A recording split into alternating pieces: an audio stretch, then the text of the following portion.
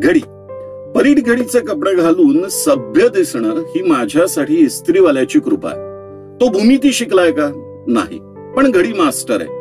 कपड्यांना कडक इस्त्री करून झाली की अशी काही परफेक्ट घडी करतो की वाटतं जीवनात ही घडी अशीच राहू दे.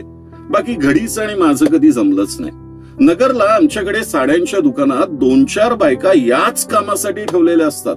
दिवसभर बिचारा उलगडलेल्या साड्यांच्या घड्या करत असतात. मी घडी घातलेल्या शर्टाचे खांदे मात्र एका बाजूने झुकतातच. टी शर्टच्या बोनलेस बॉडीला घडीचं वळण मुळी बसतच नाही. चादरीची घडी हे अजून अवघड काम.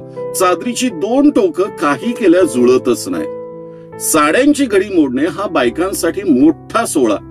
एखाद दिवशी पहाटे मला स्वप्न पडतं, मी आत्माराम तुकाराम भिडे सारखा कपड्यांना घडीदार इस्त्री करतोय. मागे माझीच आई श्यामची आई असल्यासारखी उभी आहे. कपड्यांची घडी करण्यासाठी जसा धडपडतोयस ना श्याम बाळ, तसा पोटांची घडी कमी करण्यासाठी ही धडपड कर हो.